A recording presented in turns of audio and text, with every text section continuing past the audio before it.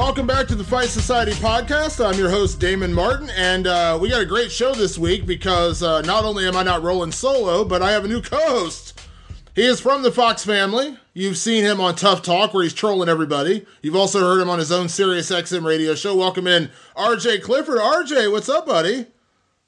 Glad to be aboard. Yeah, I like to feel like I get all my trolling done on Tough Talk, but I might have to bring some in here to the Fight Society too. I like it.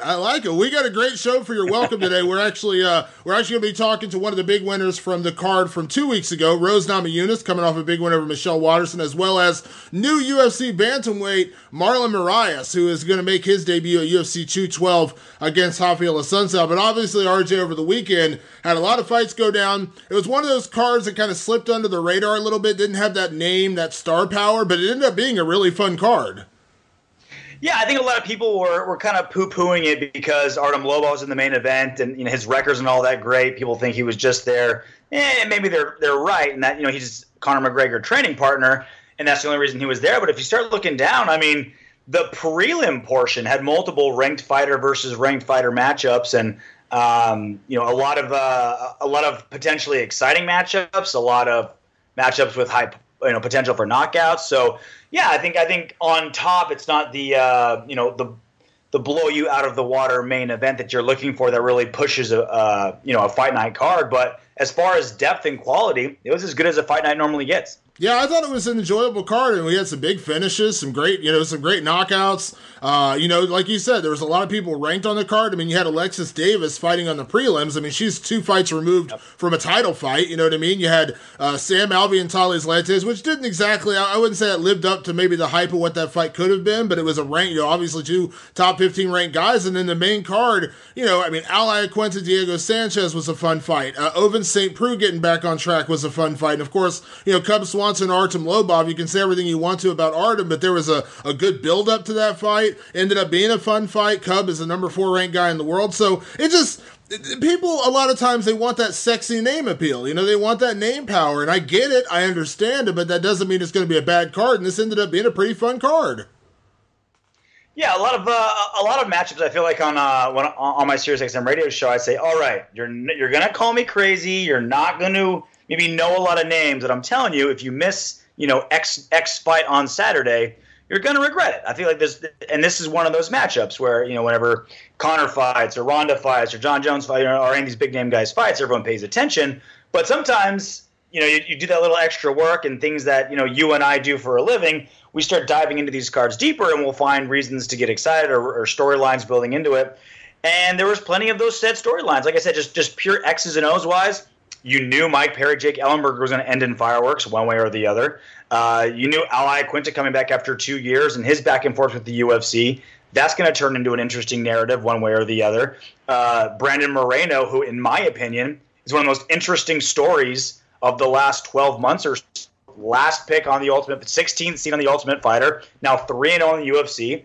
And very respected journalists and media members in this sport that I take their opinion seriously are saying, give me Brandon Moreno, Demetrius Johnson for the next title fight. So, again, sex appeal in the main event, not there. But as far as depth and quality and storyline, it's right up there. Yeah, let's talk about that main event because Cub Swanson went out there and got his 4th straight win.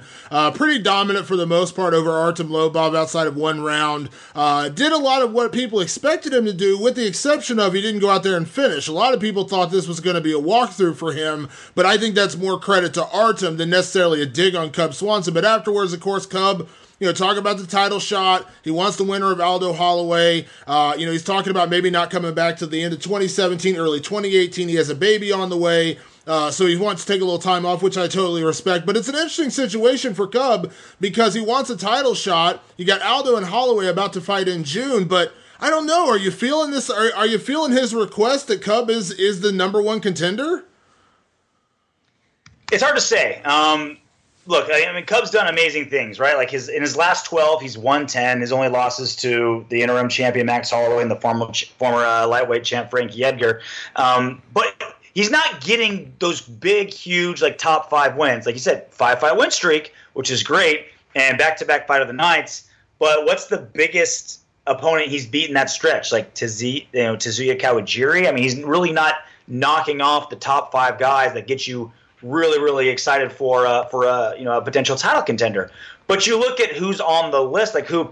This is the same thing that I feel like a lot of people I had this argument with is, well, I don't feel fighter X deserves a title shot. I don't feel like he deserves it. Well, what's deserve mean? I mean, the champion has to fight somebody. It's who is the best available, who's doing the best at that time. And sometimes, like at lightweight, there's 3 guys that deserve a title shot. And sometimes it's just a matter of who the best guy is. So you've got Max Holloway and Jose Aldo obviously fighting in June to unify the titles. Frankie Edgar's lost to Jose Aldo twice. I don't think they give it to him. Ricardo Lamas has beaten Cub Swanson, so we don't know what's going on with him. But outside of that, Cub's the next guy up. And like you mentioned, maybe he is just going to kind of wait it out a little bit. He's got the kid on the way. He's going to take some time, let the division sort itself out. And when a title opportunity arises, he'll be there ready to go. So, again, he's racked up some extra cash with back-to-back Fight of the Night bonuses. Maybe he just kind of waits and says, I'm going to let this division sort itself out. And when y'all need a title contender, Cub's waiting in Palm Springs, ready to go. See, it's a weird thing with Cub because I think it really depends on how things play out. I think he's kind of a victim of his own circumstance where he's not in control at all in any way, shape, or form, because I think that if, Yair Rodriguez fights Frankie Edgar in a couple of weeks at UFC 211, I think personally that is being set up for Yair Rodriguez, if he wins, to fight for the featherweight title later this year against either Aldo or Holloway. That's just my opinion. Now, that being said, I don't know that he beats Frankie Edgar. That's a very, very tall task to tackle. Frankie Edgar has looked unbeatable in every fight at featherweight with the exception of the Jose Aldo fights. That's kind of like his kryptonite at 145 pounds. But otherwise, Frankie Edgar has absolutely, beaten everybody. So, they're giving him a test to see if he's ready for a title shot, but I don't know that he gets past Frankie Edgar. And then you got to play out the scenario of the Aldo Holloway fight. I mean, how does that fight play out? I mean, right now in my head, and I know we're still 2 months away from the fight, month and a half away from the fight. In my head right now, I'm leaning towards Max Holloway winning that fight based on what he's looked like lately. Now, let's just say hypothetically Max Holloway wins that fight. Cub Swanson just fought him in 2015. Now, yeah, he's had a 4-fight win streak since then, and do you really want to penalize a guy, and say he can never get back to a rematch? But is anyone beating the drum to say, man, I cannot wait to see Cub and Max Holloway go at it again? And so that's the danger you run of something like that. Versus like if Frankie beats Yair Rodriguez, I could see them doing Frankie Edgar, Max Holloway, because that's a different fight. You get Frankie back in a title fight. It kind of shakes up the division a little bit. Things like that. So I think really Cub is just kind of stuck right now. I don't think he's going to get an answer about what's next for him for at least a couple of months. And I think it ultimately still depends on how it plays out with Aldo Holloway, because if Aldo wins, as strange as it sounds, I think he's got a better case to fight Aldo again, even though he lost to him in 8 seconds. That fight was 8 years ago. He can, he can play any number of scenarios in his head and say, look what I've done since then. It was 8 years ago. It's like ancient history. But Max Holloway wasn't. Max Holloway was, basically at this point, we're sitting literally 2 years ago and 4 fights ago. That's not like, and like I said, it wasn't like that fight was close, really. It wasn't like, it was a war and Max caught him. He got beat in that fight. And like you said, I don't know that he's beaten any quality enough opponents to say, man, I cannot wait to see Max Cub too. So I think Cub's just kind of stuck right now in a holding pattern. Maybe that's good for him because he wants to take some time off. He wants to have some time with his kid. I understand all of that. But like I said, I don't think it's up to him. I think really it depends on what plays out in these 2 big featherweight fights at UFC 211 and UFC 212 before Cub can even get a sniff of what's going to happen next for him. Yeah, it's almost like he's semi-pulling a Conor McGregor. It's almost like the kid came up at the perfect time. It's like, all right, 4-fight win streak, back-to-back Fight of the Nights, and against Du Ho Choi, it was a Fight of the Year caliber performance. I've got all this cachet, all this equity in fans' eyes. I'm gonna wait. I'm gonna let everything pan out. I'm gonna let the fights play themselves out. I'm gonna see who's gonna fight who. I'm gonna see what Conor's gonna do. I'm gonna see what Aldo's gonna do. I'm just going to sit at a distance and live my life for a while and just bank on my 4-fight win streak and see how everything pans out. So, yeah, I'm with you. I mean, it's a really weird time because 145 has never been deeper and better, but it's essentially a 2-horse race and everyone else is in a distant third place. I mean, you've got Aldo and you've got Holloway. We've all been dying to see that fight, the unification fight. And then everyone else, it's all just kind of thrown into a hat, and you can almost randomly pick a name out at that point. Yeah, and I think it also, like I said, I think it ultimately depends on, if I'm Cub Swanson, it's like that, it's like the NFL games when you have that, like, if Team A wins and Team B loses and Team C gets a tie, then this team gets in the playoffs. I think if you're Cub Swanson, right now, you're like, I'm a big Frankie Edgar fan and I'm a big Jose Aldo fan. That's kind of the way I think it's got to go for him, because if Aldo wins and Frankie Edgar beats Yair Rodriguez, they're not going to do Frankie and Aldo 3. They're just not. I mean, they may at some point down the road. I wouldn't say it's out of the realm of possibility of ever happening again, but it's not going to happen anytime soon. And then at that point, it's got to be Cub. I mean, there's nobody else. I mean, unless Conor comes back and says, I'm going to knock Jose out again, there's nobody else. If Yair Rodriguez loses and Max Holloway loses and Frankie Edgar, I mean, there's just, so like I said, if I'm Cub Swanson, you immediately become a big Frankie Edgar and Jose Aldo fan, because that's how, in my opinion, he gets his title shot. Well, there's one wild card in there, and that's Ricardo Lamas. I mean, obviously, he has the win over Cub Swanson. That was 6 years ago, 5.5 years ago. So, again, long time ago. His only losses are really in that time to Max Holloway and Chad Mendes and Jose Aldo. So, the other cream of the crop guys. He's another wild card in that mix. I don't think he has a fight booked right now. You can correct me if I'm wrong, Damon. I don't remember if he does right There's rumors. There's been rumors he's going to fight the Korean Zombie, which is another guy I guess we could throw in the mix. But there's nothing set in stone by any stretch of the imagination. But there's been rumors about that fight.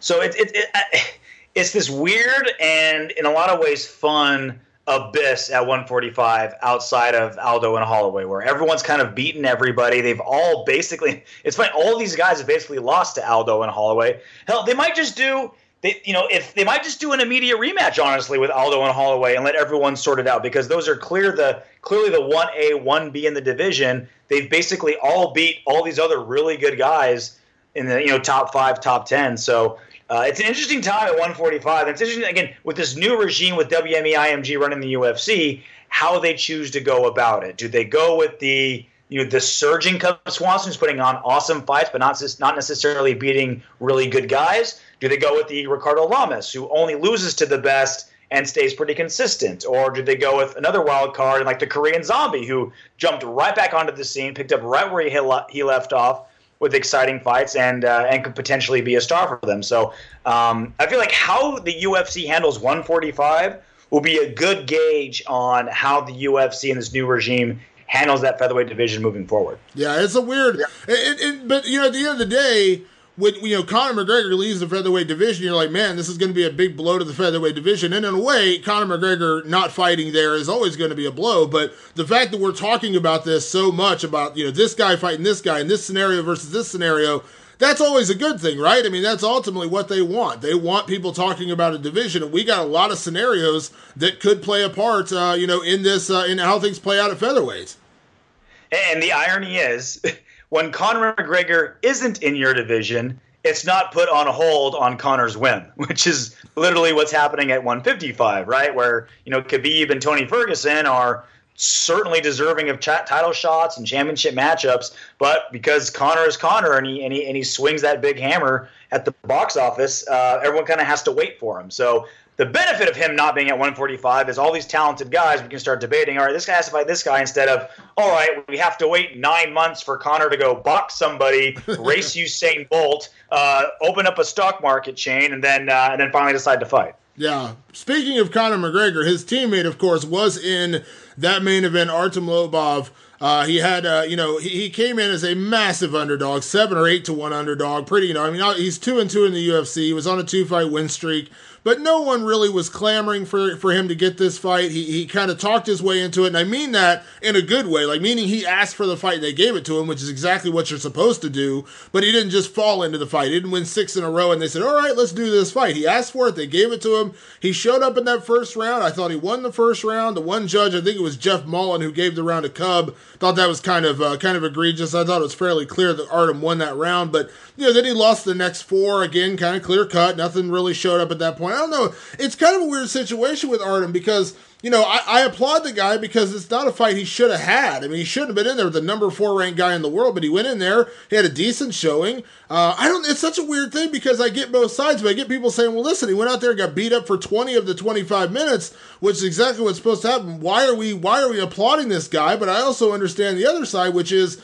the guy shouldn't have been in there in the first place based on rankings, based on record, based on experience. And yet, you know, he went out there and hung with the number 4 guy in the world for 25 minutes. He landed some good shots. He landed more punches on Cub Swanson than he's had landed on him in any other fight in his UFC or WEC career. I mean, I don't know. It's a weird thing with Artem. Like, which way do you fall on that scale of, are we praising him because he survived, or should we just say, yeah, he got what should have happened to him?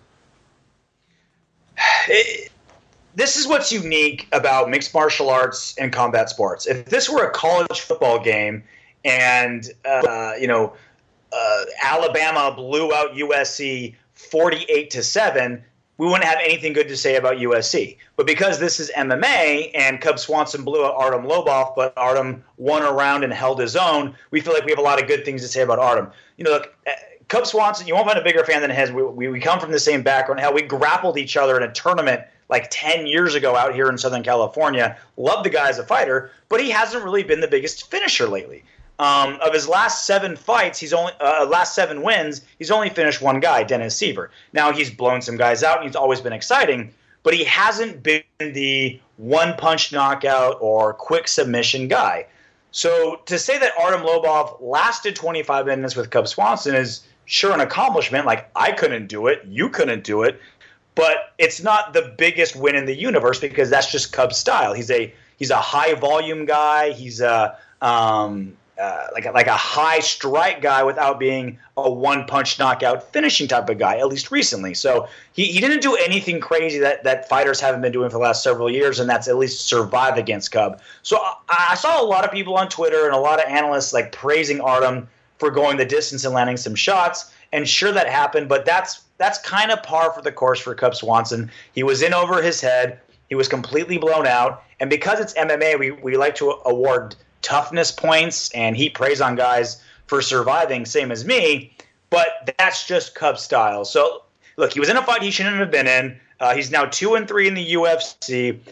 I'm ready to see him go back into the prelims on some cards and build himself back up. I will give Artem credit. I think he's a lot better than his record says he is. His record isn't good, and he's better than that record. But look, I don't think there's a lot of really great reasons to really praise Artem Lobov for getting schooled for 4 out of 5 rounds. Yeah, it's a weird thing. I mean, listen, I give him praise in a sense because he did go out there and have some moments. You know what I mean? He never backed down. He did have some moments in that fight with Cub Swanson. But yeah, I mean, he did get punished for the better part of 20 minutes, and he lost a lopsided decision in the end. And it's a weird thing to applaud a guy. You know, I'm one of those biggest people, man. I've been the biggest proponent for years that I've said I don't think a guy with a great chin should be somebody that we applaud or hold up in high regard necessarily in MMA. I mean, I get it, and I've said it. I'm guilty of it as well, saying, man, what a chin that guy has.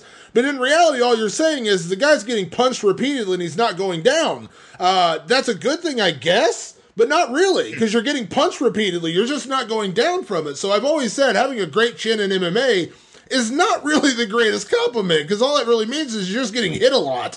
It's that raw fight fan in us. Yeah. We think it's awesome, but also it's just you're not good at MMA. Like, you're not MMAing good if you're getting punched a lot. And so yeah, yeah, exactly. So like the raw fight fan in us love it, but it's not like we're treating it like extra credit points when really you should be in detention. Like, you should not be taking those shots. Yeah, so in a weird way, here's what I took away ultimately from Artem's performance. I think Artem is one of those guys, in my opinion, at least in the UFC, where he kind of has fought to the level of his competition a little bit. Like, I think he really did get up for this Cub Swanson fight, and I think he really went and trained his ass off and got as ready as he could. And he went out there and won that first round, and maybe it gave him some confidence, and I don't know. And, that adrenaline dump happens, and he just never quite turned it on after that. And Cub, skill-wise, is just a better fighter, and he took over. So I'm not opposed to Artem getting another decently sized fight. I suggested on Saturday night, I said I wouldn't hate watching him fight a guy like Doo Ho Choi. Doo Ho Choi's top 15. He's like number 13 or something like that. Maybe even that's too much, but I'm saying that, like, there are still fun fights I would watch Artem Lobov get involved in, but he shouldn't be fighting anybody in the top 10.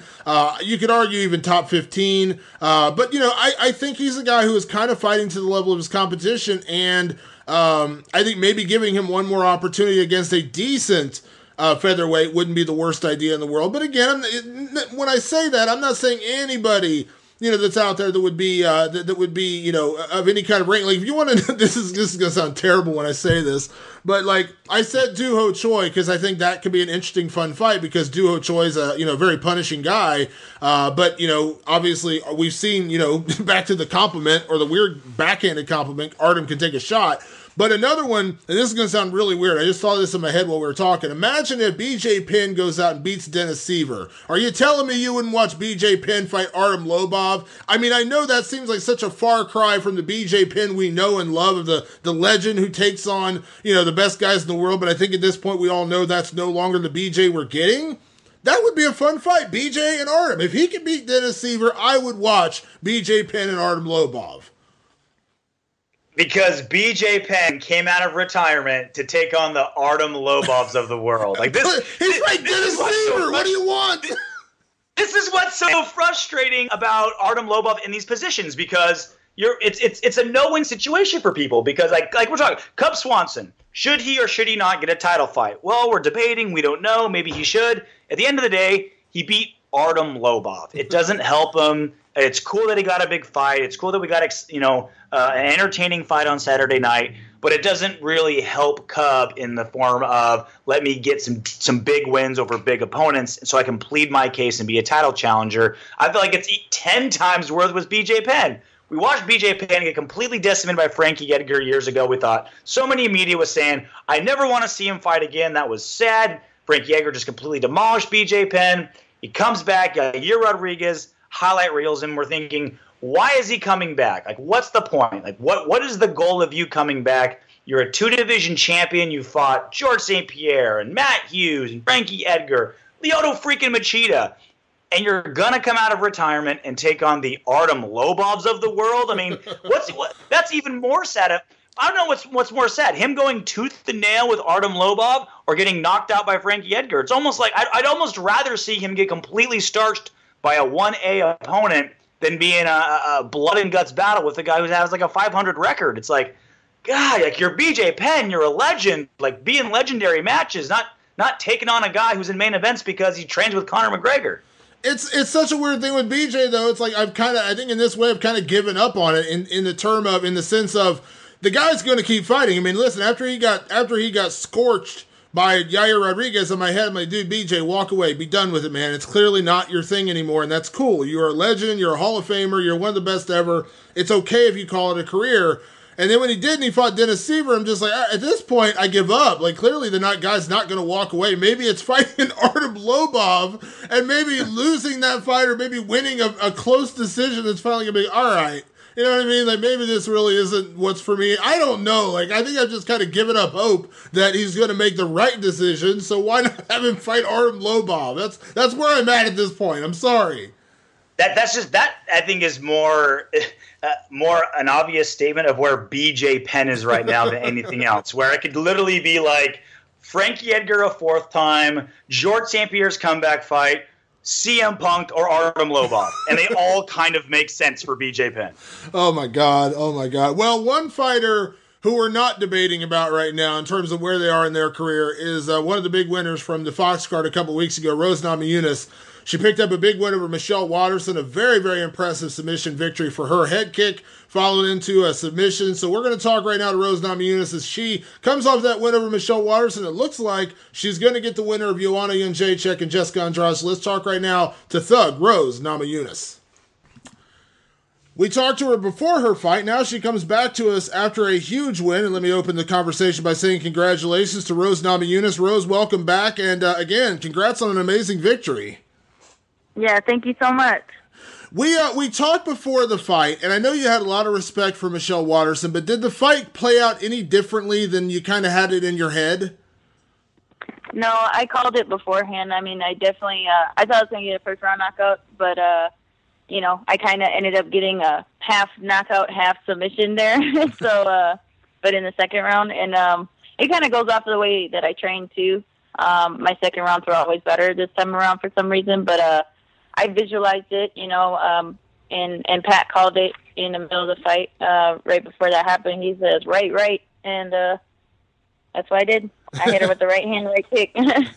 You, through your early part of your career, you were so well known for the flashy submissions and for a tremendous ground game, and you still have that. But how good did it feel landing that high kick? And I mean, kudos to Michelle. She somehow fought through that. I don't know how, but how good did it feel to get that head kick the way you did? It felt really good because we started finally adding in back my kicks into the repertoire. For a minute there, we had to pull it back, to focus on just getting a good base of my boxing. But it's just only been a matter of time before that right kick was going to land on somebody. Now, yeah. Yeah, and Pat, I know Pat is famous for his kicks, so I'm quite sure he was teaching you some tricks, right? He was teaching you, right? Oh yeah, for sure. We've been doing a lot of pad work with Trevor Whitman for my boxing, but Pat is definitely specializes more in the kicks. Yeah, and he knows how to throw them, and they've just been really on point lately. Yeah. Were you surprised that Michelle was able to fight back from that? Because I thought the fight was over, and the fact that she came back, like I said, kudos to her. I was amazed. Even though the fight ended right after that, I was shocked that she was able to survive that. Yeah, I mean, that's how she's world class. She got hit with the hardest kick, you could ever get hit with, and like the worst position. And, that 99% of people usually get knocked out is that, she's the world champion. She's awesome. So yeah, props to her for being so tough. Yeah, and in a weird way, you kind of got the best kind of a finish ever, right? You almost got a knockout, and then you choked her out on the ground. I mean, that's like pretty much the complete performance and a finish, right? Yeah, for sure. That's got to be. I mean, I love all submissions. I love getting Kimuras and triangles and all different types of submissions. But I will say, rear naked choke is king in terms of just dominating your opponent. Yeah, yeah. Have you gone back and rewatched the fight since then? Yeah, about 20 times. Because I watched it a couple of times, and I just thought it was, you've had a lot of great performances from The Ultimate Fighter, before The Ultimate Fighter to now, but I think what we saw in that fight on Saturday night was the most complete Rose Namajunas we've ever seen, from your striking to your transitions on the ground. When she got that early throw, you immediately transitioned to take her back. I mean, it seemed like everything was seamless, everything was working. Am I correct in my assessment to say that that's the most complete performance we've seen from you? For sure. I'm definitely at the top of my game at this point. We've, really cleaned some things up. We've really just we've created a great formula in me being successful in those fights. So it's, I can only imagine it's going to keep improving, and we're going to only continue to grow as a team and have great, communication and myself as a fighter. Yeah. We talked before the fight, Rose, and I know that, you're no stranger to doing press and doing media, but there was a lot of attention and spotlight on Michelle Waterson going into the fight, and I get it. She's coming off a big win. She's kind of being touted as the next big thing kind of thing. I mean, did any of that bother you, considering how you've established yourself as one of the best strawweights in the world for several years now? It's not like we're talking about 3 fights ago or 2 fights ago. You've kind of established yourself, or in a way, was it good that you just kind of got to go in there and perform and didn't really have to deal with all the extra scrutiny and media and all that crap? I just take the positives where I can, and I don't mind if they focus on somebody else. I also don't shy away from the spotlight if it's put on me, but I just focus on what I can control, and that's myself and my attitude, and I think that was the key to victory. Yeah. Did you talk to Michelle after the fight? Like, did you have a chance to talk to her afterwards? Not like super in depth or anything. I think they might have I think I just made a quick, eye contact with her afterward, and, a quick embrace, but I'm sure she had, we kind of had to do our separate things with the medicals and things like that. Yeah. Now, we talked about this beforehand, that we both agreed that, a win over Michelle would get you a title shot. Now, I think you put an extra exclamation point on that with the way you fought and finished her. But what's running through your mind when you hear Dana White finally say those words? It's time. It's time for Rose Namajunas to get her title shot. She's next. I can't remember the exact quote, but I'm sure you heard it. So, I mean, what is that feeling like when you hear Dana finally say you are getting the shot? I think he was just waiting to see my confidence in that. in wanting a title shot. You know, of course I want it. So yeah, I'm ready.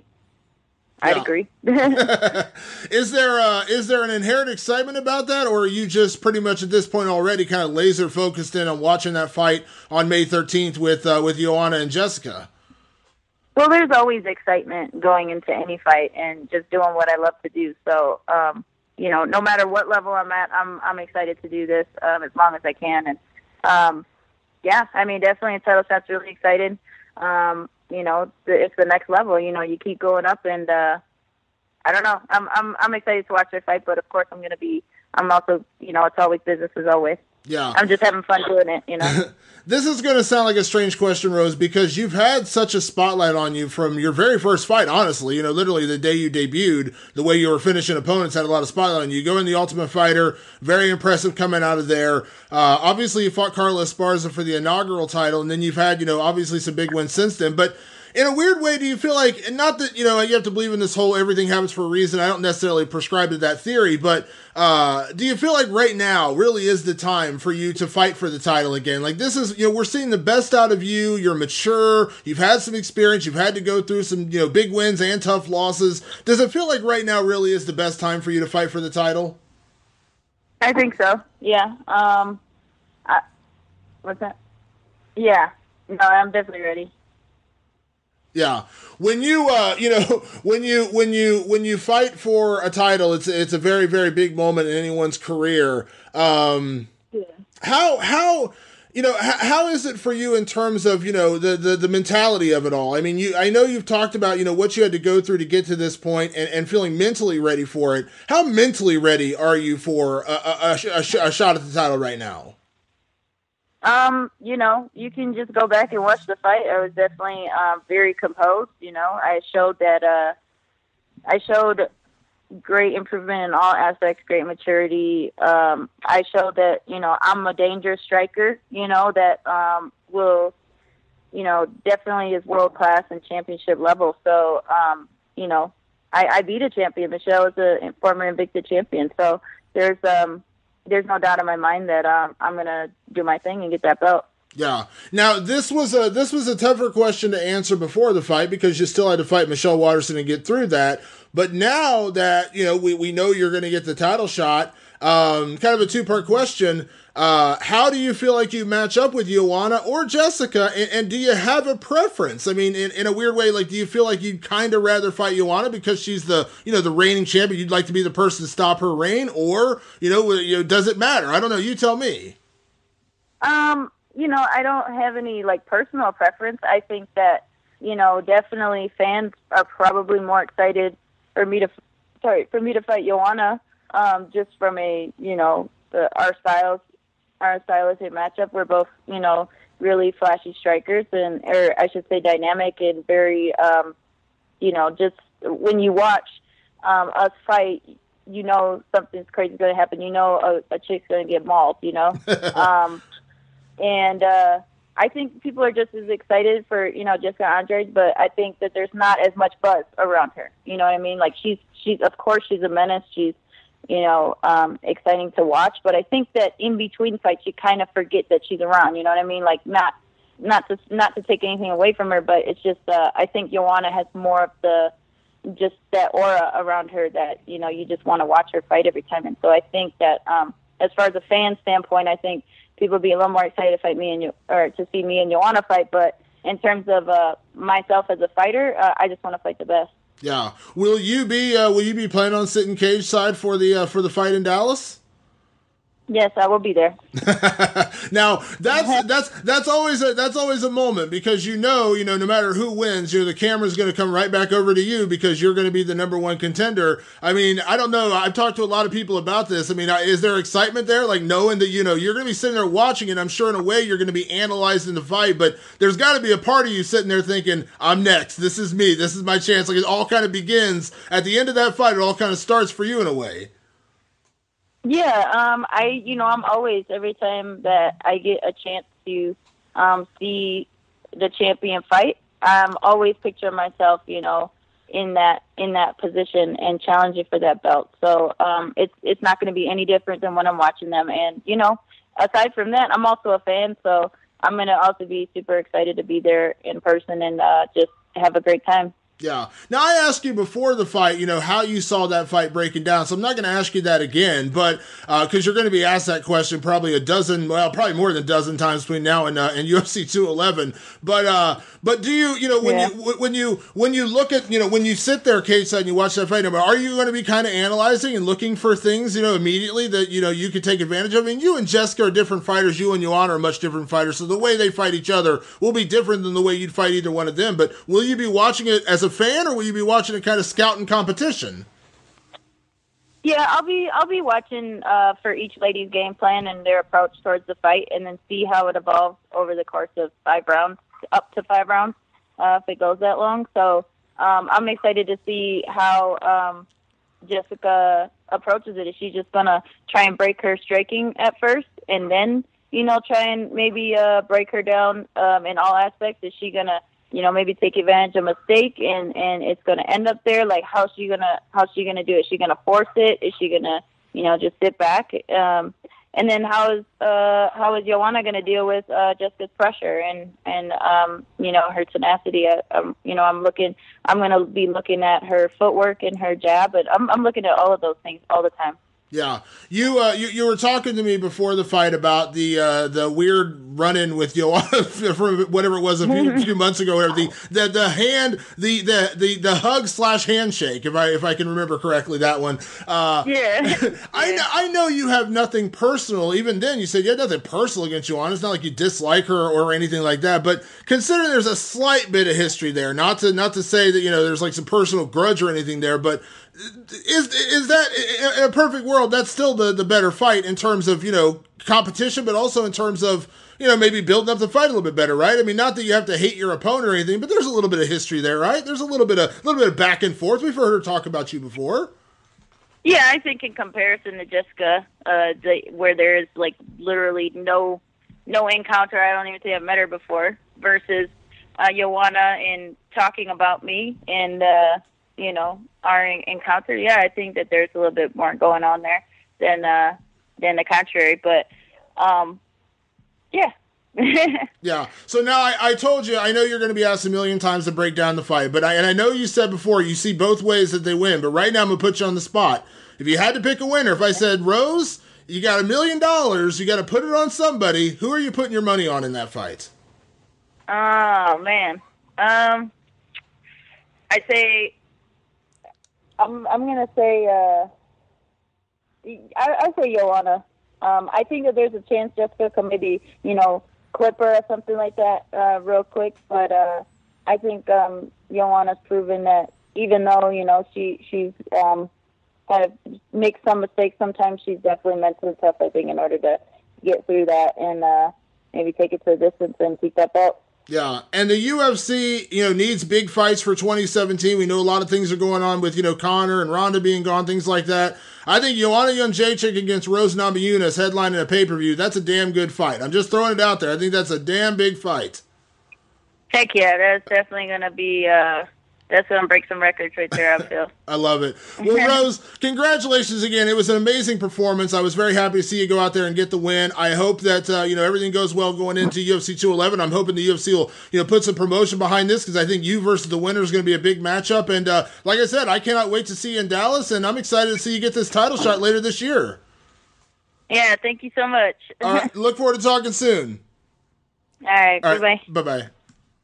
Listen, everybody wants to eat healthier. In this day and age of processed foods and fast food and all the different things you can put into your body, everyone is trying to eat a little bit healthier.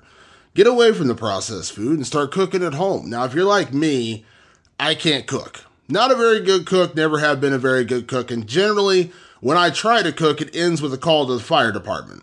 But, thanks to Blue Apron, even I learned how to cook. Blue Apron is a fantastic service that actually sends you everything you need to make a meal in prepackaged portions, so you make just what you want and you're left with nothing else. They give you everything you need, all the ingredients, the spices, the fish, the meat, the veggies, everything you need comes from Blue Apron. It's a phenomenal service.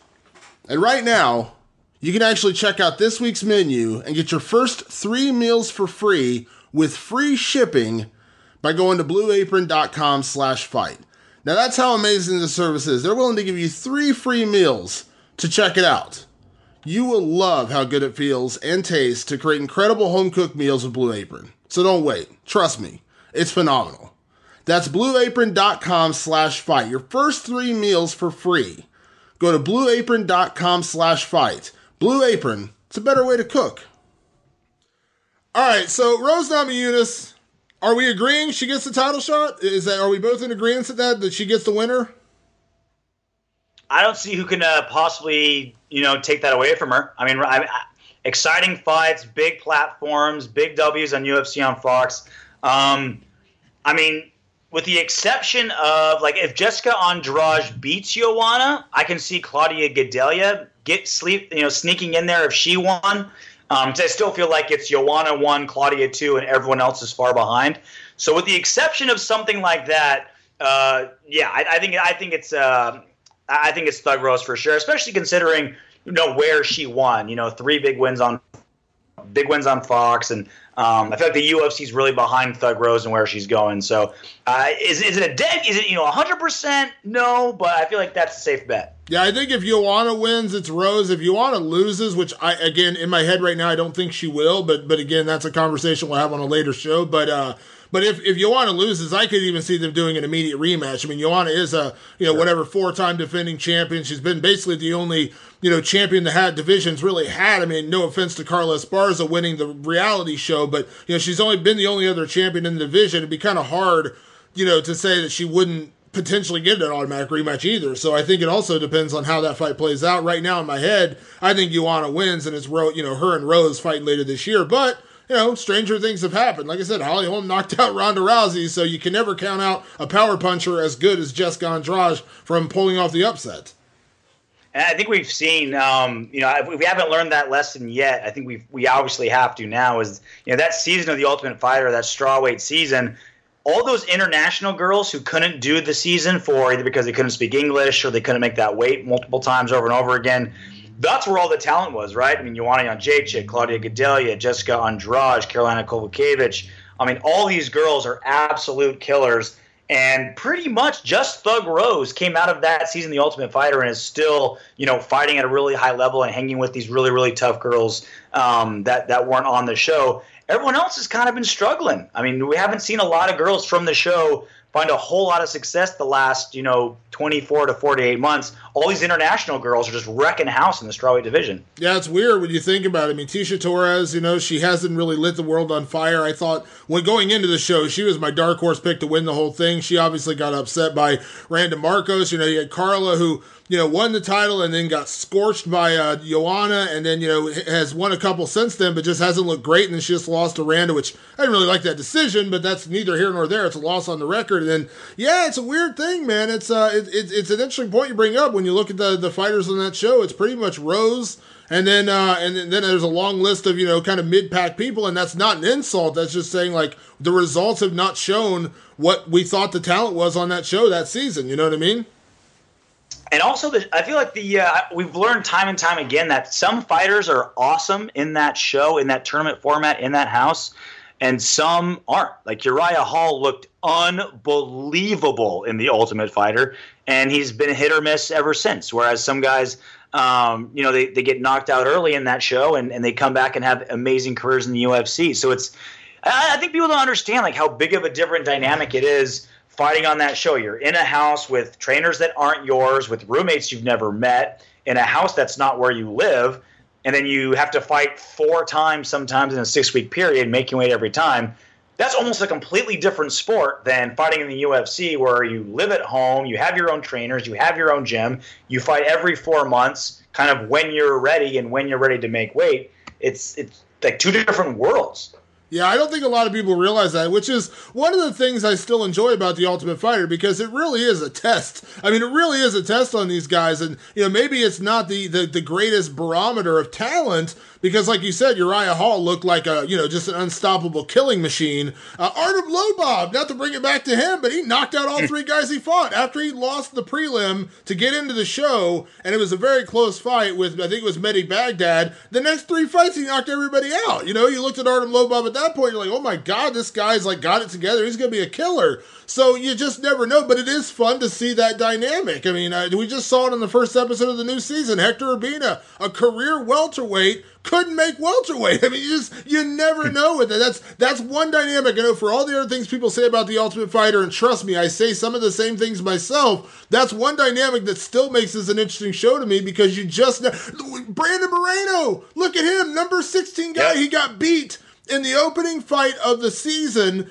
to Pantoja, and it was a great fight. He actually went out there and put on a great performance, ultimately lost the fight, and then he accepts the fight on short notice because they needed a flyweight and there was nobody else really available, and he took a short notice fight with Louis Smolka that no one, I mean, let's be honest, no one expected him to win. He goes out there and submits him, and now he just beat the number 8 guy, Dustin Ortiz, with a freaking head kick and a submission. I mean, my God, we were going to talk about Brandon Moreno anyways, so might as well just talk about him now, but that's the dynamic of this show. You just never know. I mean, that's a kid who got eliminated on day 1, and now we're talking about him maybe fighting for a title in the near future. 23 years old, 11-fight win streak, 3 of them in the UFC, 2 really, really big finishes against 2 ranked guys in Smolka and Dustin Ortiz. He's one of my most favorite stories of 2016, 2017. The rise of Brandon Moreno. I mean, dude, he's like a living, breathing racist joke. He builds piñatas in Mexico at his family's company, and that's not a joke. That's literally what he does. And then he goes out on Saturday night and just blasts top 10 flyweights. And then he's got the most you never want to call it as a guy calling another guy fighter adorable. That's not the right word I want to use, but he's like McLovin. You just want to love him. I want to just fold him up and put him in my pocket if I didn't think he'd punch my leg off. I mean, that's just how he is, and he just seems so happy to be there, so excited to be a part of it, but not overwhelmed by the moment. It's like the first time a kid goes to Disneyland. He's not intimidated by it. He feels like he belongs there, but he still appreciates the big bright lights and the big show. And look, he's 23 years old. He has 27 fights, so it's not like his brand new rookie. He's been around the block here and there, but it's just been so enjoyable watching a guy who was the number 16 seed on the show, knocked out early, come back and just blow the doors off of everybody, and especially in a division that's just begging for a new contender. He's got it all right now. He's got it all. Well, see, this is the weird thing, is because when he beat Louis Smolka, I was like, wow, that was damn impressive, man. Talk about, shocking the world, kind of coming out of nowhere, whatever. And then he goes in there against Ryan Benoit, and I was thinking to myself, this is a pretty even matchup. Ryan's a tough kid. We're going to see the real Brandon Moreno. He kind of, surprised everybody coming in on short notice and got the submission. Then he goes out there and beats him, and then when they matched him up with Dustin Ortiz, here I am back once again doubting the kid. I'm like, man, they're giving him a tough test, man. Dustin Ortiz, number 8 in the world. This guy's fought everybody. And yeah, he's lost to some people, but, he's only lost to the best of the best. And I was like, man, they may have just given this kid a little bit more, they may have asked him to bite off a little bit more than he could chew. He goes out there and freaking finishes Dustin Ortiz. Look at the long list of guys who have fought Dustin Ortiz who couldn't finish him. I mean, dude, I'm all in at this point. I'm done doubting this kid. But I will say this, and I will caution this. I know some people have even been calling him for him to get a title shot immediately. I would slow down on that only because what I don't want from this kid is I don't want him to go out there and get diced up by Demetrius Johnson in a 5-round fight, which right now, as much as I'm saying I'm all in on Brandon Moreno, Demetrius Johnson is the best of the best of the best. What I don't want is for this kid to go out there and get diced up by Demetrius Johnson and then his confidence gets shattered or it knocks him, several notches back to where it's really, really hard for him to get back to that title shot. I'd really like to see Brandon get another fight, maybe even 2, and then, give him to Demetrius. I just think right now, I mean, you're gambling because you're risking a potential star by not giving him the title shot. But man, I don't want to see, because right now, man, I don't think there's anybody at 125 pounds that beats Demetrius Johnson. I don't care who you are. There's nobody that I would pick to beat him right now, much less a kid with a 3-0 UFC record, 23 years old. Man, I just like to see him get another fight or 2 before we throw him into the deep end. Because if this was any other division, short of, I'm not trying to insult any other champions out there, but Demetrius has kind of set himself apart as the champion. It's going to take a lot to beat him, and it's going to take even more if you're a 23-year-old kid with 3 fights in the UFC to beat Demetrius frickin' Johnson. I'm I feel like we're finally starting to see some more momentum to see Demetrius Johnson and Joseph Benavidez 3. I mean, it's been 4 years since the last time they fought. Benavidez has proven to clearly be the second best fighter at 125 pounds, under the pound-for-pound great in Demetrius Johnson. So I'm with you. I think it's perfect for everybody. I'd like to see Demetrius Johnson, if and when he breaks the record for most title defenses, it should be against Joseph Benavidez. It should be against the second best fighter in the division, the best guy that Demetrius has ever beaten. That's who it should be. And that also gives Brandon Moreno a chance to get one more big win. Maybe a top 5 guy. Maybe he fights off against, like a Tim Elliott maybe, or a Jussier Formiga, maybe Wilson Hayes coming off of a loss. Maybe Ray Borg for the title, for the number 1 contendership. You can give him one more test, one more stylistic matchup, let the fans see him one more time, and it gives DJ a chance to break the record against the next best guy in the division. So I feel like logistically, unlike featherweight where we have no idea what's going on, at 125, I feel like all the paths have a good forward journey ahead of them. Yeah, I agree. So Brandon Moreno, of course, on Saturday night, he got a bonus, $50,000 for his performance, which I didn't have an argument with. The other performance of the night bonus went to Mike Perry, who had a just insane elbow strike knockout over Jake Ellenberger. Man, I know that was rough.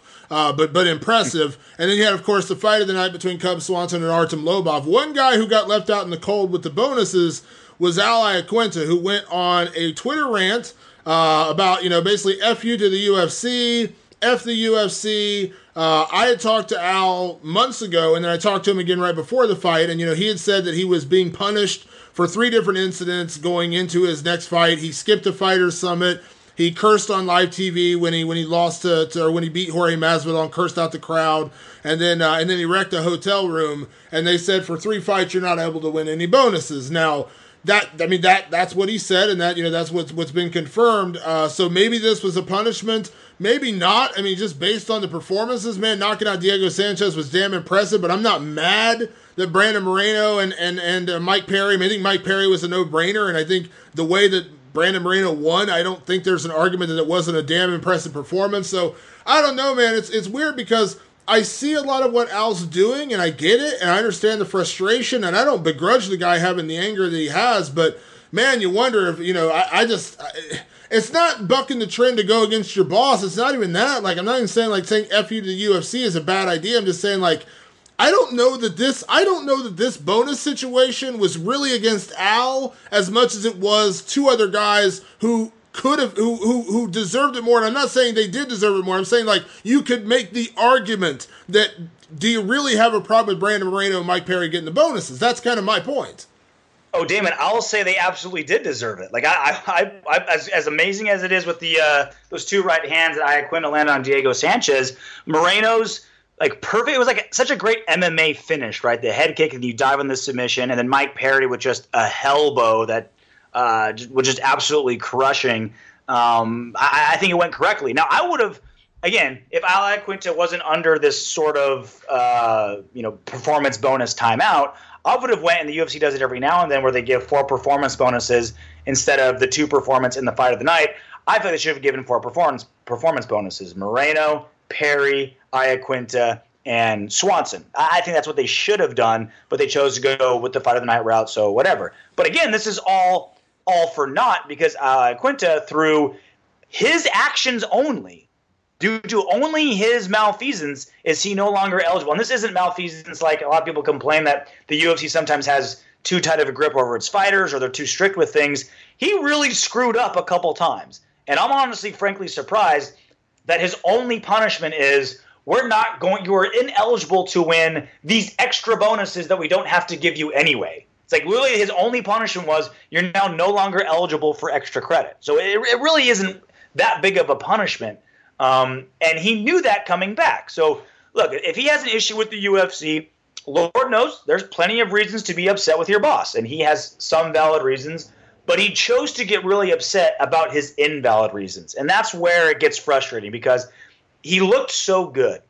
He looked so dominant. We missed him fighting. He's been gone for 2 years. He fights for 90 seconds, knocks out a potential Hall of Famer in Diego Sanchez. And now we're left with all right, how do we feel about this guy? He destroys hotel rooms. He curses on live TV. He's doing all these things that you're saying you should not be doing as a fighter or someone who wants to be a champion.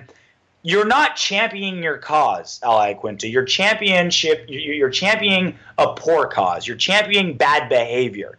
And that's the problem here. Like he can make his stand, and whether it's the fighter union talk or it's, pay or whatever things he wants to have a gripe with, he's bringing down that conversation because he's saying I should be able to get these bonuses even though I've behaved terribly. So I want to see him come back, and I want to see him happy, and I want to see him continue fighting, but he needs to pick his battles. And once he picks his battles, he needs to fight them correctly. Yeah. I think that with something like this, like, you have to choose your words carefully, and not because like there's repercussions from the UFC. What I mean by that is having an intelligent discussion about it, because when Tim Kennedy was raising a lot of his concerns about Reebok and some of the other things that were going on in the sport, Tim Kennedy, who I know you know, is an extremely well-spoken, just a tremendously smart guy. Now, I don't agree with a lot of what Tim Kennedy says outside of fighting.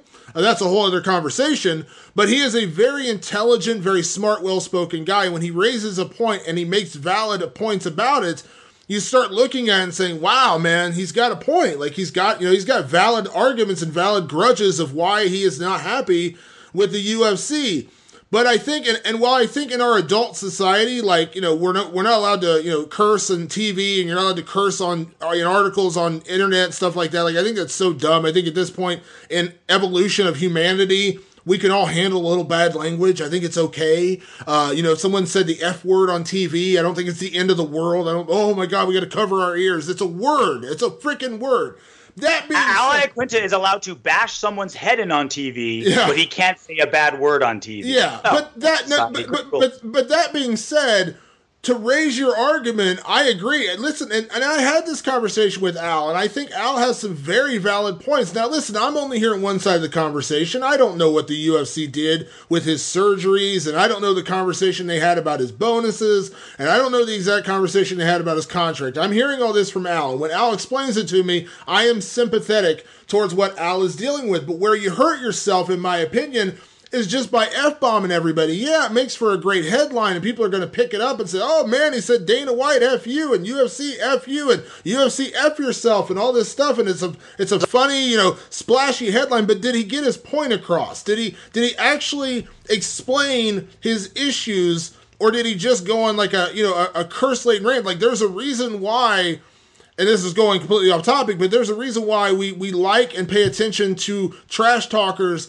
like Conor McGregor or a Chael Sonnen, because they're not just cursing at their opponents, they're actually saying things that are smart or funny or really digging into their opponents. They're not just saying, F you, screw you. You know what I mean? Like, anybody can do that. There's no intelligence required for that. And I think that's where you hurt yourself, because I think Al probably, and from my conversation with him, I think he has some very valid arguments.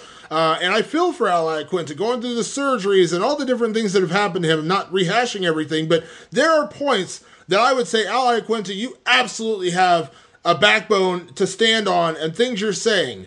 But the problem is that while everyone's going to retweet and talk about your FU tweets, did you really get the point across that you wanted? And that's the problem that I think he's going to run into with this, is not that he has valid points, but just going on like a big, expletive-laden, rant. Yes, people are going to pay attention to it, but they're also going to probably forget about it a week from now when the next guy does that, or somebody else says something else. But if you raise really valid points like Tim Kennedy did, Tim Kennedy's stuff was kind of talked about for months. Maybe it didn't get 100,000 clicks on an article on day one because he didn't say F you to Dana White, but people are still paying more attention to what he said because he said it in a way that we can all kind of like you process it in a way. We're not processing F you UFC, go F yourself. And it's not like Al didn't know this going in. I mean, he knew he was ineligible for bonuses. If he doesn't like his pay, he knew what he was getting paid before he fought, and yet the emotional outburst after. You're wondering what the point is. Like, did Al really think if I tweeted, hey, UFC, go F yourself, they'd show up and be like, oh, we're sorry, Al. Here's your $50,000 performance bonus. Here's an extra $100,000 in your purse. And here's, Conor McGregor's Bentley for you to drive home. We're sorry. Like, what did you expect to happen? Like, what possible benefit are you looking for this? Now, maybe there's something. Maybe he has a plan, right? Maybe he's trying to build something up for something. I don't know, but I just don't know what response he thought he was going to get. What reaction did he think he was going to get? Is he just trying to get his voice heard for his issues? And then, and then this is how he just like kind of acts out now, so we'll get attention later. I don't know. But I do know that, hey, UFC, go F yourself in a tweet. I don't know what he expected to get out of that. Yeah, and that's the problem is there's not a conversation there. You're getting people to retweet and get people, oh, wow, look what he said, look at that. But did we get any context out of that? And that's where I think you run into the issue, because I think Al has legitimate arguments and things that I would say he has a legitimate grudge that I think people should pay attention to, but I don't think people are going to pay attention to with, middle fingers in the air and, just a big F you. You know what I mean? Like, you have to put something behind that. Like, if you listen to rap music, you listen to hip hop music, like, yeah, there are songs out there that are just about, this and money and cars and all that stuff. But then when you break it down into, real lyricists, like, people talk about with like Kendrick Lamar or like Nas or Eminem, when they actually tell a story and they're actually saying something behind their music, then you get something out of it. And I think that's what you're missing with an Ally Quinta right here is, yeah, it's flashy, it's expressive. FU is very expressive, but does anyone really know what his grudge was? If other people didn't explain it, does anyone really know what he was mad about in that moment? I feel like the Diaz brothers set a precedent that every fighter's going to keep forever. Just middle finger, F you on Twitter, pay me, I'll show up every 6 months, every 12 months and take a fight. And now every fighter is trying to go down that path. Yeah, it's true. All right. One guy who doesn't have that problem with dropping F-bombs everywhere, at least not yet. He's about to make his UFC debut at UFC 212 against Rafael Assunção. His name is Marlon Moraes, former World Series of Fighting bantamweight champion. In my opinion, one of the best bantamweight fighters in the world. He is officially in the UFC. It's about damn time. And he's taking on Rafael Assunção at UFC 212. So let's talk right now to Marlon Moraes. The UFC signed a major acquisition this past week as they added former World Series of Fighting bantamweight champion Marlon Moraes to the roster. He makes his UFC debut at UFC 212 in Brazil against Rafael Assunção. Welcome in right now, Marlon Moraes. Marlon, how is everything? And congratulations, of course, on getting the deal done to join the UFC. Thank you so much, man. I'm very happy to say I'm a UFC fighter. And let's go, man. Let's get it done, and let's show everybody what I can do, Yeah. We've spoken a couple of times since your free agency began, and we always kind of assumed, the UFC would end up being your home. But how was this whole process, going through free agency and then finally getting the deal done? Man, was good, was a very good deal, and I'm very happy how the UFC is taking care of me. I'm very happy that the hard work Ali put it on, and I trust him. Was hard, to trust because that was a period that I didn't know very well what we were doing, but he knew what I want. He knew what I want, and he got it done. He got it done the way I like it. Yeah, you've been considered one of the best bantamweight fighters in the world for quite some time. But you and I talked about this before. That the consensus best welterweights are in the UFC. I mean, did that play any part in your mind in making the decision to sign with the UFC? That you get the chance to fight the best of the best in your division. Yeah, man, that's it. This is the main thing, man. I want to go out there. I want to fight with the best, and I want to show to all the world that I belong there.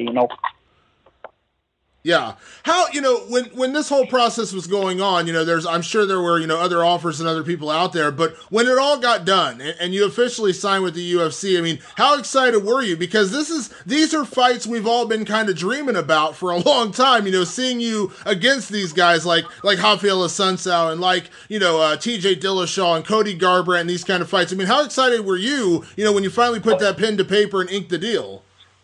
Man, I was very excited, man. That was a weird feeling, as a fighter and as a fan. Because, man, that's it, man. It's about that time, It's about to go out there and do what I love and do with who I want to do, And I want to hang with these guys and I want to show everybody where I belong, like I said before. Yeah. You know, when you come into the UFC on day one, I mean, everybody would rate you as one of the best bantamweights in the world, but of course, it's the UFC. They could match you up with anybody that they want. How did you feel when you got the name Rafael Assunção? I mean, he's ranked, I believe, number 3 or number 4 in the world. I mean, that seems to me like the perfect big matchup for your debut.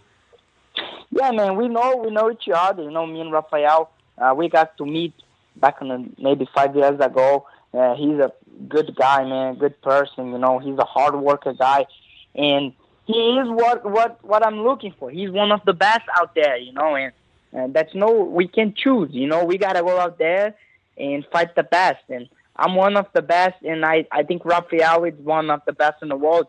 So we both have dreams, and now it's time to try get there. You know, make our dreams become true. And we all understand each other's be choosing the fight, you know, but man, it is what it is. We're gonna go out there, we're gonna fight hard, and it's gonna be a great fight for all the fans and especially for the UFC. I'm not gonna disappoint anybody, and you guys gonna watch a real good fight. Yeah, I can't wait. And, you know, you have spent so much of your recent history, you know, you moved to New Jersey. Of course, everyone knows you trained with Frankie Edgar, Edson Barbosa, Coach Mark Henry, and all the guys out there. But were you excited to have a fight booked in Brazil? Yes, man. I'm from Brazil. I'm Brazilian, you know. I'm from Rio. And be fighting in my hometown, it's good, you know. And I've been living in America 6 years.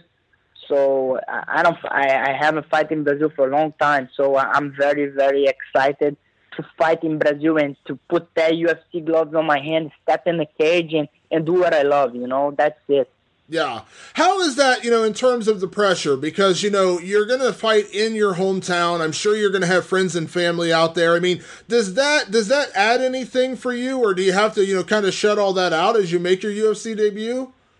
My friend just motivates me, man. Go out there and fight for all the people, you know, all my country, and just not just me. Me and Rafael, we are both Brazilians, you know, and that feeling it's we can explain, you know. It's something that I want to feel again.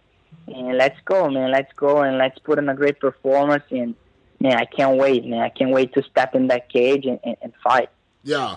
You know, and I know we've had this conversation before, Marlon, about your place in the bantamweight division, but, you know, what kind of an impact do you feel like you can make on day one? I mean, if you beat Rafael Assunção, number 3 guy in the world, I believe, like I said, I mean, that's a huge statement, right? You're not coming out and beating the number 10 guy. You're not coming out and just beating anybody. If you beat the number 3 guy in the world, I mean, let's be honest, that puts you pretty close to where you want to be for a title, right? Yeah, man. Since day one, me and Mark, my head coach, and Ricardo, we always talk, you know. And man, I'm not going to UFC to be in UFC. If it's just that, I wasn't going out there. My goal is go there to get the belt, you know. And I don't want to pick opponent. I don't want to say I want to do one fight and fight for the title. I want to fight, and I want to fight, and I want to fight, and whatever they think I deserve, you know. This is my goal. My goal is the title. I want to get there, and I'm going to fight how many times they want or whatever they want, and that's no choose. You know, I'm not going to choose opponents. I'm going to fight. I'm always healthy. You know, I want to keep fighting. I want to keep doing that, man. This is what I love, and this is my goal. My goal is the title. I want to get the title, and I know I'm going to get. Yeah. How is it for you? I mean, is it kind of fun in a way, Marlon, because you've been the king of the hill for so long in World Series of Fighting. You were the champion for so long. Now you get to be, you know, you went from being the hunted to the hunter a little bit. Now you're the contender again. I mean, is that a fun feeling to kind of go back and, you know, chase the title again after being champion for so long? This is what I was telling my coach. I need this, man. I need that, like you're saying. I need to be thirsty, you know. I need water, you know, and be hunting for that belt. This is what I need, you know. I was in the World Series. I was very happy. I had great fights. I was doing what I love, but I need that little, you know, that feeling. I wanna hunt. I wanna go after. You know, this is good, you know, and I'm very hungry, and I can't wait, man. I can't wait. I'm very happy right now. You know, I can even explain how happy I am. And bro, the energy in the room, it's awesome. The sparring is unbelievable, and I can't wait. I just can't wait to fight. Yeah, yeah. Your focus is on Rafael Assunção, so I don't want to take anything away from that, but I do want to get your opinion. Now that you are officially in the UFC, what are your thoughts on the guys that are, kind of right above you? You look at Rafael, you look at TJ Dillashaw, you look at Dominic Cruz, and you look at Cody Garbrandt. I mean, I got to imagine those are kind of the names, you're looking at day one stepping into this organization. I mean, how excited are you for the possibility of matching up against any of those guys?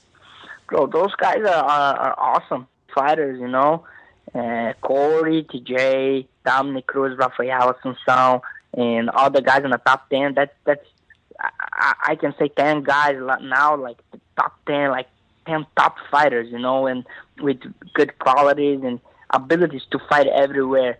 But I know I belong there, I'm in the mix, and I think everybody have a chance, and I'm gonna have my chance. I'm gonna take it. Yeah. Now, I know you are a well-rounded mixed martial artist. Everyone knows you, of course, for the knockouts, for the, tremendous stand-up and striking that you do. But when you look at the guys in this division, for a big part of it, it is a lot of strikers. It is a lot of guys who are, willing to stand and trade with you. I mean, is there any part of you that gets a smile on your face, the possibility of trading shots with guys like Dominic Cruz and Cody Garbrandt at some point down the road? Because this seems like, the division is tailor-made for you. Yeah, man. I would say everybody in the top 10 have good wrestling. So the fights are 80% on the feet. So everybody's good everywhere. So everybody is a tough fight. But man, it's good. I think I bring a lot of different weapons, and it's gonna be interesting. And I think people are gonna like to see what I can bring in the fights. I'm gonna put it on. And we're gonna make some noise in this division. Yeah. Soon. Yeah. Now, day one, Marlon, a lot of top guys have come to the UFC from other organizations, and, there's a spotlight on them. Eddie Alvarez, when he came over from Bellator, had a lot of people watching him in his first fight against Cowboy Cerrone, Mauricio Shogun Rua against Forrest Griffin. I mean, some of these fights, we know them so well because this is a big moment. Now, some guys have come up short in those moments. Some guys have, maybe let the pressure get to them a little bit. Maybe it was, the spotlight, whatever it is. How big is it for you to come out there and make a real impact in your first fight, to not come up short, to go out there and get a big win and kind of send a notice to this division, so to speak, that you are coming for that title? I think that's no way I'm not going to bring a big impact to the division and to the UFC, because most of those guys that you mentioned before, they came to UFC and they were a little bit older, like they done a lot, so much outside of UFC and a lot of wars. And I have on me. I think I have for the UFC. This is on me, and the wars and the big fights, the biggest performance of my career. They are all on me yet. I have this for the UFC, and the UFC is gonna watch this, and I'm very excited, man. Yeah. And one of the great things that you have by your side is you have so many guys in your gym, who can help you out to get you ready, get you through that, those nerves. I mean, I know the octagon jitters, everyone talks about, that's a real thing, but I mean, you train every day with Frankie Edgar, Edson Barbosa, Eddie Alvarez. I mean, you got a room full of killers, but a room full of guys who are in the UFC, and I'm sure, you're going to be leaning on them as you get ready for this debut, right? Yeah, definitely. And when that door close, it's A, B, and C. That's it. Doesn't matter where you're fighting. I started fight. I was 9, and I think that's the same feeling when I was walking to the ring, putting my gloves on and turning around and see a guy on the other side and the referee and go. It's every time the same. You just gotta separate. You can let the outside get the influence in the inside, and I've been good with this, I've been dealing good with this, and I'm not surprised and I'm not scared. I just want to be there. Yeah, and this is a chance, for you to make a big impact on day one. I mean, as we said, you're facing the number 3 guy in the division in Brazil. It's a big card, of course. I mean, UFC 212 is going to be a very big card with Jose Aldo and Max Holloway and some of the other fights down there. I mean, this is really a chance for you to make a stamp on this division day one, and I'm sure that's what you wanted, right? Yes, man. I couldn't ask for more, And like I said before, I'm here to fight. I'm not here to pick opponents, to get easy ways. I'm going to fight whatever I have to fight, whatever I have to do. You know, I see this in the UFC. A lot of guys, I don't blame them. Guys like asking for title shots and for chance. But, my friend, I just want to fight. And if you really think you can become the champion, you should be able to beat all the guys in the rankings, you know. That's it. Yeah, and I know you've always been a busy guy, but as champion, it's always a little harder to schedule your fights. I mean, how active do you want to be in the UFC, Marlon? I mean, do you want to stay pretty busy? Yeah, man, I want to stay busy. I'm young, I want to take advantage, man. I know the fighting business is a little bit crazy. We never know what's gonna happen, but I want to keep busy and do as more in a soon space of time. If I can fight 3-4 times in 1 year, that would be awesome. Yeah, and I know you said ultimately, talking is great, and obviously I love doing interviews with you, but at the end of the day, the biggest talking you're going to do is in the octagon. So, what kind of a statement do you want to send to the bantamweight division, with your performance against Rafael Assunção? I think people are already avoiding me, because it makes no sense to me, because I'm outside the UFC rankings. I'm higher than a lot of guys. But man, after my fight with Rafael, it's gonna be crazy. I'm gonna put in a performance, and I don't know what this guy's gonna do. I don't know. I have no idea. But you're gonna be. Go ahead. It's gonna be a very good fight, and I'm very, very, very excited to go out there and really show to everybody that those people that have been saying about me outside the UFC, and now what? Now what? Now I'm here, and I know I can do it. It's just a matter of time, and the opportunity came, the day came, the show is here, and the opponent, tough guy, hard fight, and I'm ready for it. Yeah, I love it. Well, Marlon, it's been a long time coming, and I think it's well-deserved and well-earned that you're finally in the UFC, because I truly do believe you are one of the best bantamweight fighters in the world, and now you get the chance to prove it, right? I mean, that's ultimately what this is all about, a chance to, prove that you are, the best bantamweight in the world. This is your chance, right? Yes, man, it's on the line, It's in the right time, and that's no excuse, no excuse at all. We are training. The time's good. Everything's perfect. And I love it. Just go out there and fight. I love it. Well, Marlon, again, congratulations on signing the deal. It's well-deserved, as I said. Enjoy training, safe training, and, of course, safe travels down to Brazil, and I cannot wait to see you step inside that UFC octagon for the first time on June 3rd. I got tingles running down my spine, Marlon. I'm excited. Yes, man. I'm very excited, and it's unbelievable, because I'm going through the camp very happy, very excited, and this is all about, it's all about putting hard work and go out there. And one thing you guys never gonna see, I'm gonna leave everything I have in there, and I'm gonna be very proud to leave everything I have inside the octagon, the famous UFC octagon. Yeah, I love it. Well, Marlon, thank you again for the time. Of course, like I said, safe training and safe travels down to Brazil. I look forward to catching up again soon. And like I said, congratulations on joining the UFC roster. Thank you so much, my friend. Always awesome talk with you. All right, talk to you soon, buddy. Bye. Bye-bye. What do you think, RJ? What are your prospects for Marlon Moraes in the UFC? You can't go wrong having another super good guy at 135 pounds in the UFC. It's very rare that you get a guy like Marlon Moraes, who had a very long, very successful career in the World Series of Fighting, undefeated, not just good, but also putting on exciting fights. And now he gets to go into the UFC with, a career that 90% of fighters wish they had, and still only 28 years old. So it's not like, we got these fighters who had long careers in the UFC late, like a Jake Shields or, Hector Lombard or, Yoel Romero or some other fighters who, really built themselves outside of the UFC and then finally got into the UFC, but they're at the later end of their careers.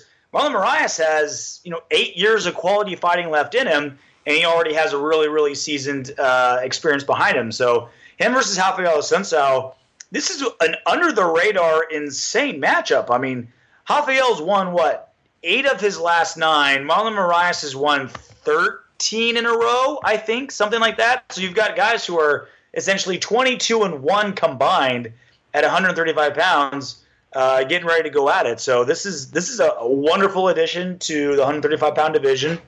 And it's kind of one of those nice matchups that while the Cody Garbrandt, TJ Dillashaw, Dominic Cruz kind of love triangle gets figured out, these guys are going to be in the works putting together the rest of the division, and potentially the winner of this fight could easily be fighting for the title, at the end of this year or early 2018. Yeah, I really love the bantamweight division right now. I mean, when you look at this division, you look at, Cody kind of injected some new life into the division with, pulling off the upset against Dominic, looking better than ever. You got him and TJ, which is a phenomenal grudge match. I said it on Twitter the other day. I think this may be, on paper, the fight I'm most looking forward to this year in terms of matchups that we know for a fact are happening. I love TJ and Cody. Dominic is still out there. He's a guy. Jimmy Rivera is still out there. He's a very, very tough guy. You got Marlon Moraes just got signed. You got Rafael Assunção out there. At some point or another, Brian Caraway is going to come back. Obviously, he's a kind of a talked about figure, but still a very, very tough guy. You just got the new kid they signed right now. I'm going to butcher his name. I think I'm going to get. Is it Tom? Is it how do you pronounce his last name? The Fire Kid? Was it The French guy. Yeah, Tom the French guy. Yeah, him. Come out and, he had a big knockout in his first fight, which, again, he's far down the line in terms of, getting him into title contention. But, that addition of him and Marlon and some of the other things they've done lately, man, bantamweight is looking damn good right now. It is, and it's a nice combination of young guys too.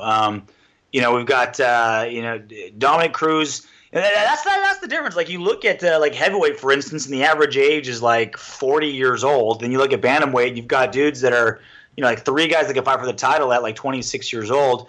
You've got some future there. You've got some time there, and then you've got a good combination of like just pure exciting guys that are still building themselves up, like Thomas Almeida, and then you've got, like you mentioned, up and comers that are just looking for that one really, really big fight, that big name guy to beat before they can really start cranking, like Jimmy Rivera.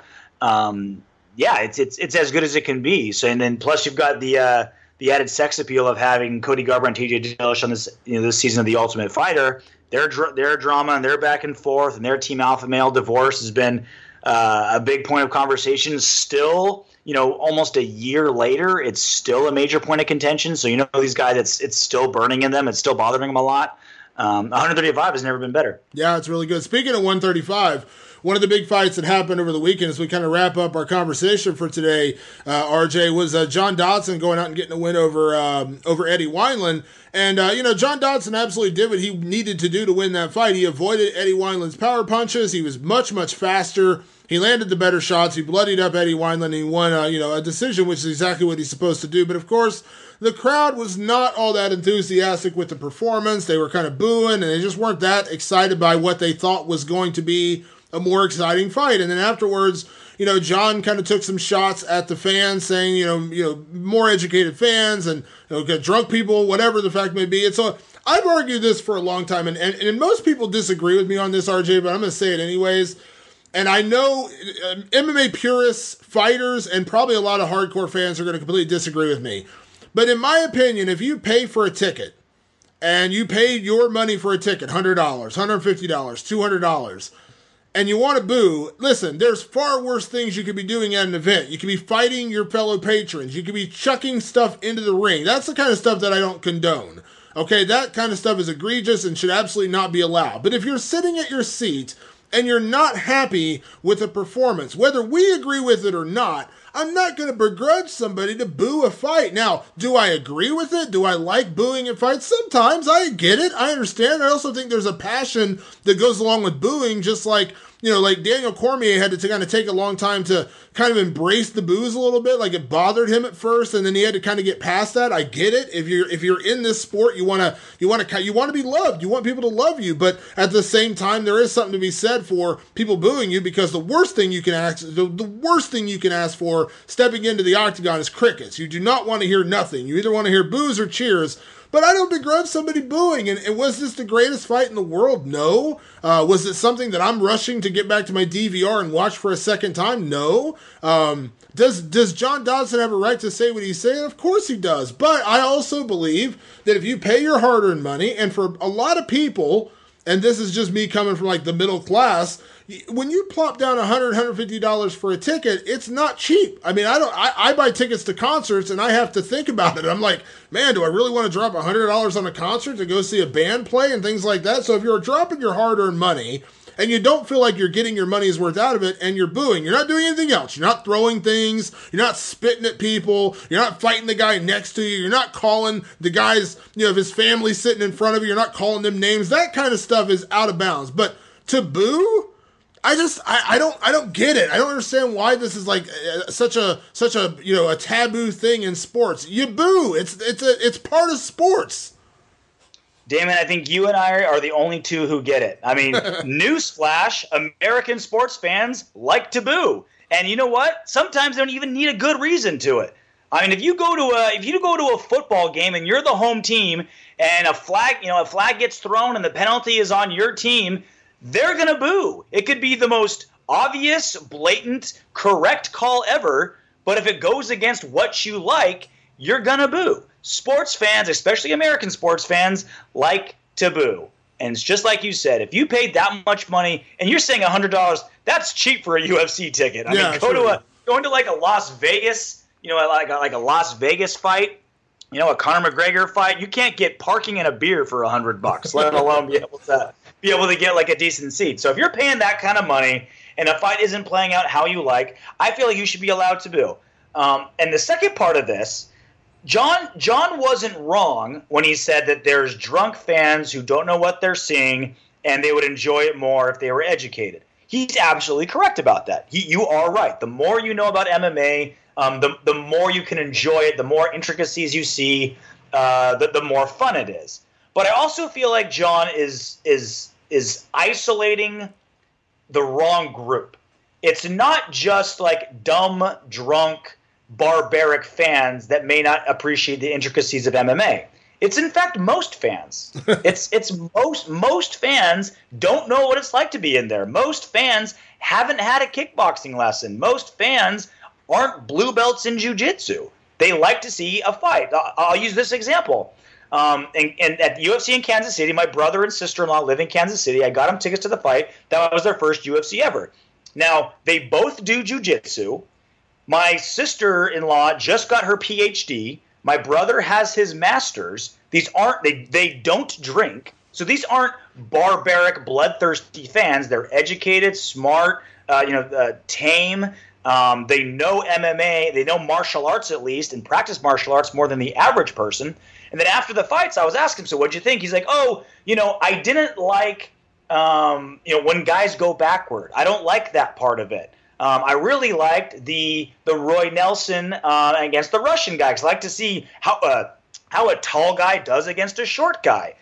So they like the very, very simple, basic building block elements of combat sports. They don't like the technical parts of it. And again, these aren't drunk, riotous a-holes. These are educated, smart, polite people. But when they go to a cage fight and, guys in like essentially almost bare knuckle in a fist fight, that's what they want to see. So I think that's something that was missed by John Dodson, is just labeling, unless you absolutely love the X's and O's and the intricacies of mixed martial arts, you're just a drunk, inebriated jerk. He's wrong. People go there to see something. Like, I go to hockey games because I enjoy hockey. I also like the fights and the hits. So you're not a bad. I think John tried to label anybody who doesn't like the intricacies of MMA as a bad fan, when really that's 90% of people who go to events. Yeah, and you could even be the biggest fan in the world. That doesn't mean you're not a bigger kickboxing fan than you are a jiu-jitsu fan. I mean, that's why you and I are wrestling guys, okay? When it's wrestling season, when the NCAA championships are on, you and I are like freaking schoolgirls on Twitter, excited about watching a guy grab a double leg after a 0-0 score through 3 periods, and it's the last second, he grabs an ankle, and he gets a takedown, and you and I are freaking out about it, okay? Now, there's a large section of the world, clearly, judging by ratings and how wrestling programs do these days, people don't get excited by that. I understand it. I try. When I talk to people about wrestling, I try to explain it and teach them in a way that they can enjoy it the way that I can enjoy it. But ultimately, it's just like anything else. You brought up hockey. I love going to hockey games. Hockey games are so much fun to go to. But if you put hockey on the TV, I will fall asleep. I just cannot watch hockey on TV. I'm not a hockey guy. I like going to the games, and I have a blast when I go to the games, but watching it on TV just doesn't do it for me. So it's the same thing with MMA. You can be the biggest MMA fan in the world. You can call your spots. You can say, man, he's setting it up for an armbar. He's moving his hips right now. He's going for that armbar. You can know all the intricacies and still hate it. You can still hate the ground game. You can still say, I'd rather see a guy get knocked out. So to label everybody and lump everybody into one group and say they're drunken idiots is just not fair. And like I said, ultimately, it doesn't matter if they're the most educated fans in the world or if it's a guy who literally saw Hoist Gracie choke out somebody 20 years ago and somebody bought him tickets, or he bought tickets because the UFC happened to be coming to his hometown and he wanted to go to a fight and he decided to boo. Who cares? I'll never forget the story. When I was going to a Detroit Tigers game years ago, this is like a decade ago, I was a Yankees fan. Grew up a Yankees fan from them being the Columbus Clippers in Columbus, Ohio. That was their AAA team, so I grew up a Yankees fan. And I eventually made it to New York to see the Yankees in Yankee Stadium, but living in Ohio, they weren't close to here. So I always tried to travel around the closest areas to see the Yankees. So I went to Detroit to Comerica Park years ago. I bought great tickets right on the first baseline. I was real close. And of course, I went decked out my Yankees gear. I had my Yankees hat on, my Yankees jersey. I was so excited. It was one of the first times I had seen the Yankees play in person.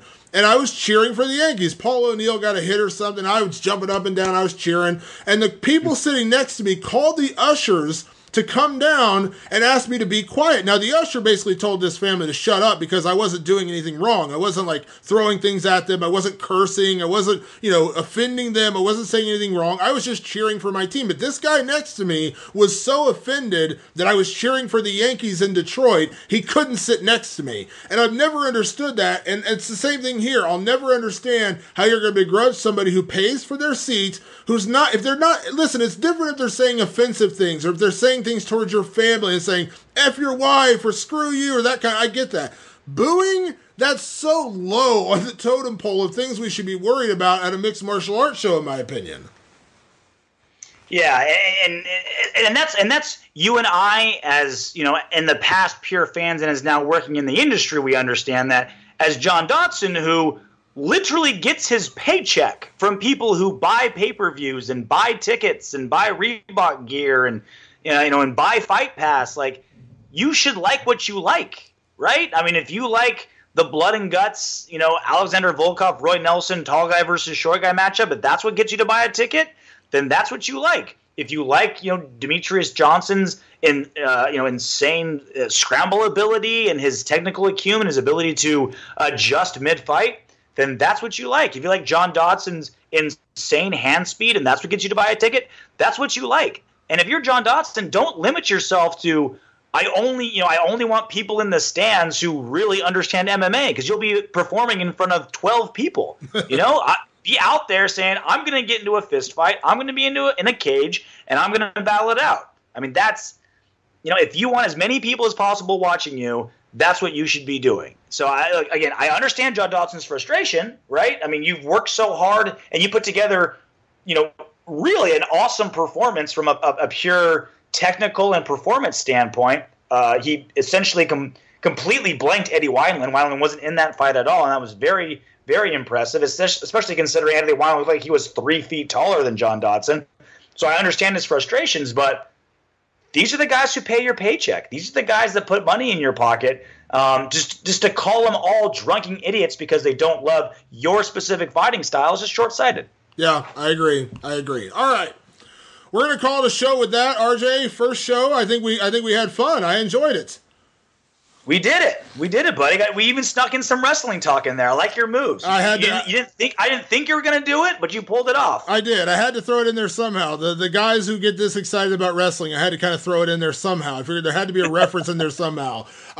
We're going to be back next week. We still have a couple weeks to go until the next big UFC event, UFC 211. What an incredible show that's going to be. So we'll talk a lot more about that over the next couple weeks. I spent a week down in Florida with Ioana Jędrzejczyk, which was awesome. She's got her fight with Jessica Andrade. Raj. So we're going to be back next week. We're going to have Frankie Edgar on the show next week, which will be fun, and a lot more to talk about. But RJ, welcome to the show, man. I appreciate you doing this. It'll be a lot of fun kind of doing the show together, and I hope you had fun. And obviously, I hope everyone listening had fun. Make sure you tune in on SoundCloud. Make sure you subscribe to us on iTunes. And where can people follow you on Twitter?